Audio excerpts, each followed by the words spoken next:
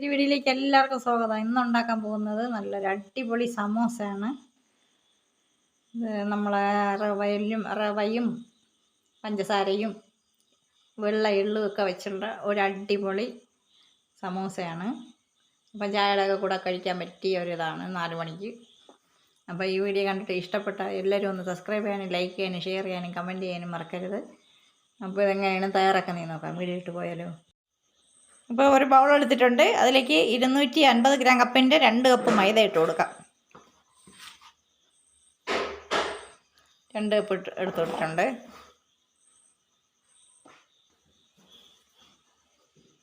ഇനി മിക്സ് ചെയ്ത് കൊടുക്കാം.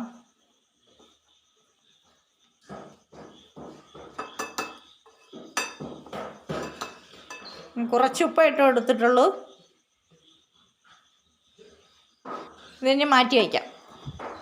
ഇനി ഇതിൻ്റെ ഫില്ലിങ് റെഡിയാക്കാം. ഇപ്പോൾ സ്റ്റൗ കത്തിച്ച് ഒരു ചീനച്ചട്ടി വെച്ച് കൊടുത്തിട്ടുണ്ട്. ഇതിലേക്ക് കുറച്ച് നെയ്യ് ഒഴിച്ച് കൊടുക്കാം. 2 ടേബിൾ സ്പൂൺ നെയ്യ് ഒഴിച്ച് കൊടുക്കുന്നുണ്ട്.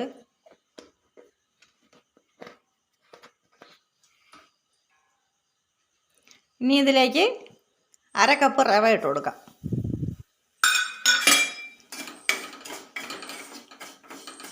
ഇതൊന്ന് കുറച്ചൊന്ന് വറുത്തെടുക്കാം. ഒരുപാട് മൂത്ത് പോകണ്ട.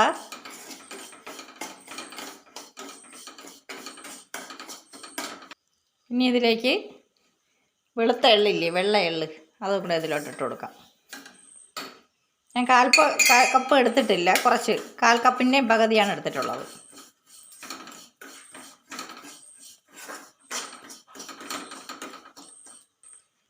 ഇനി വേണ്ടത് 1/2 കപ്പ് തേങ്ങയാണ്. ഞാൻ കൊട്ടത്തേങ്ങയാണ് എടുത്തിട്ടുള്ളത്. നല്ല ഉണങ്ങിയ തേങ്ങയില്ലേ, വെള്ളമൊക്കെ വറ്റിയ ആ തേങ്ങയാണ് എടുത്തിട്ടുള്ളത്. തീ കുറച്ച് വയ്ക്കാം, മീഡിയം ഫ്ലെയിമിൽ വെച്ച് കൊടുക്കാം. ഇനി ഇതിലേക്ക് കുറച്ച് ഏലക്ക എടുത്തിട്ടുണ്ട്, ചതച്ചെടുത്തിട്ടുണ്ട്, അതും കൂടെ ഇട്ട് കൊടുക്കാം.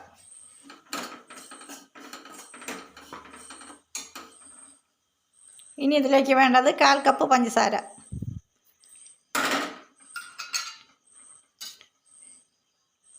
ഇനി നല്ലോണം മിക്സ് ചെയ്ത് കൊടുക്കാം. നിങ്ങൾക്ക് എത്രയാണോ മധുരം വേണ്ടത് അത്ര ഇട്ട് കൊടുക്കാം. എനിക്ക് ഇത്രയും മതിയാവും.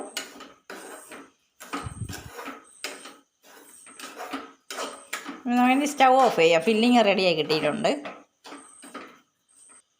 ഇനി നമുക്ക് മൈദ കുഴച്ചെടുക്കാം. കുറേശ്ശെ വെള്ളം ഒഴിച്ച് കുഴച്ചെടുക്കാം.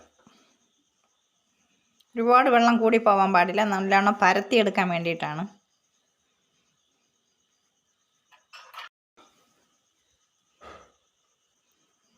ഇപ്പോൾ കുഴച്ചെടുത്തിട്ടുണ്ട്. കുറച്ച് കട്ടിക്ക് എടുക്കണം, പരത്തിയെടുക്കാനുള്ളതല്ലേ, അതുകൊണ്ട് കുറച്ച് കട്ടിക്കാണ് എടുത്തിട്ടുള്ളത്. അത് ലൂസായി പോകാൻ പാടില്ല മാവ്. നമുക്കൊരു 15 മിനിറ്റ് റെസ്റ്റ് ചെയ്യാൻ വയ്ക്കാം, മാവൊന്ന് നല്ലോണം കുതിർന്ന് കിട്ടാൻ വേണ്ടി.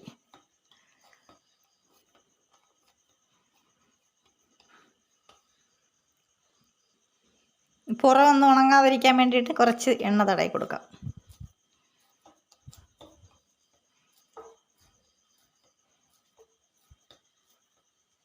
ഇനി മൂടി വെച്ച് കൊടുക്കാം. 15 മിനിറ്റിന് ശേഷം എടുക്കാം. അപ്പോൾ 15 മിനിറ്റ് ആയിട്ടുണ്ട്. നമുക്കിനി ഉരുട്ടിയെടുക്കാം.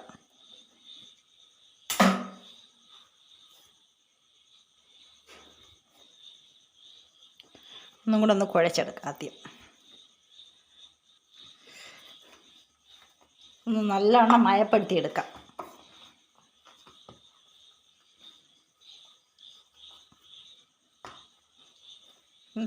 കഴിക്കാൻ നല്ല ടേസ്റ്റ് ആയിരിക്കും. അപ്പം നല്ല മുരുമുരന്നിരിക്കും, നല്ല സോഫ്റ്റും കാണും, നല്ല മുരുമുരന്നിരിക്കുകയും ചെയ്യും.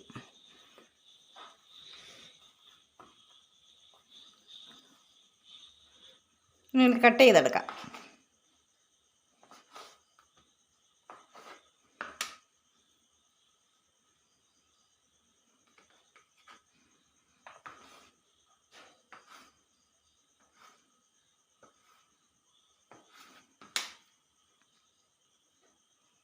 ഇനി ഓരോന്നോരോന്നായിട്ട് ബോൾസാക്കി എടുക്കാം.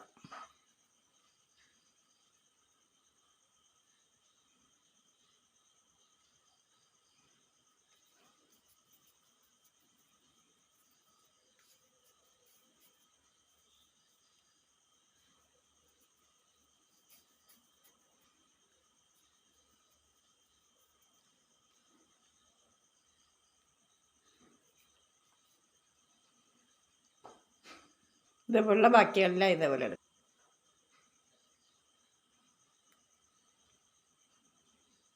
അടിയിലോട്ട് മടക്കി കൊടുക്കണം.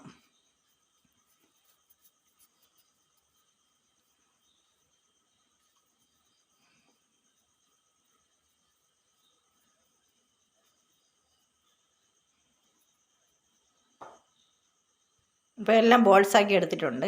നമുക്കിനെ പരത്തിയെടുക്കാം. കുറച്ച് മാവ് എടുത്തിട്ടുണ്ട്. ഇനി നമുക്ക് പരത്തിയെടുക്കാം.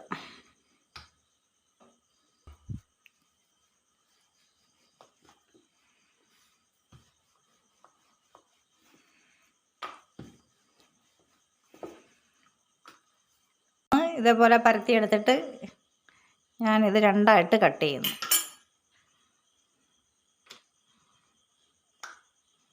പിന്നെ ഇതിൻ്റെ ഉള്ളിൽ ഫില്ലിങ് വെച്ച് കൊടുക്കണം.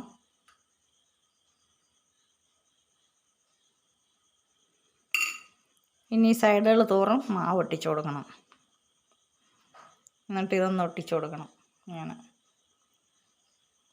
ഇതിനകത്തുള്ള ഫില്ലിങ്ങും വെളിയിൽ പോകാതിരിക്കാൻ വേണ്ടിയിട്ടാണ്. ഇനി അതേപോലെ ഇവിടെയും ഒട്ടിച്ചു കൊടുക്കണം.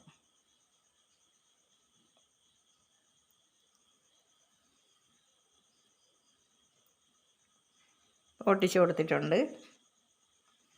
ഇനി കോർക്ക് വെച്ച് ഇതേപോലെ ഡിസൈൻ ചെയ്യാം.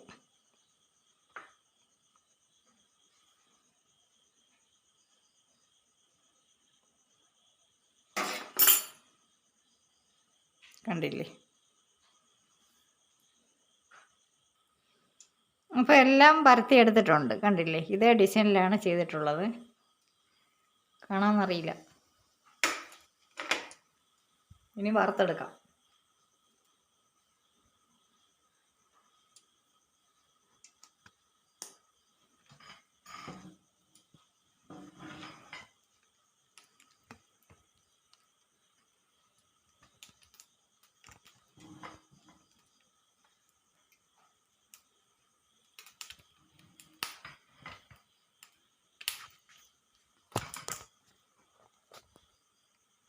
ഇപ്പോൾ സ്റ്റവ് കത്തിച്ച് എണ്ണ വെച്ച് കൊടുത്തിട്ടുണ്ട്.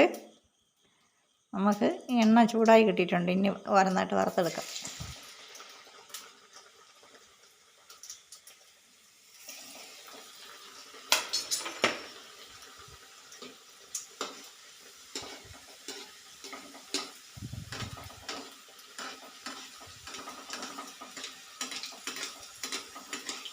നമുക്കിത് ചായയുടെ കൂടെയൊക്കെ കഴിക്കാൻ പറ്റിയ ഒരു സമോസയാണ്. കുട്ടികൾക്കൊക്കെ ഇഷ്ടപ്പെടും ഇത്. കുട്ടികൾക്ക് മാത്രമല്ല കേട്ടോ, വലിയവർക്കും ഇഷ്ടപ്പെടും നല്ല. അപ്പോൾ ഇത് റെഡിയായി കിട്ടിയിട്ടുണ്ട്. നമുക്കൊരു പാത്രത്തിലോട്ട് മാറ്റാം.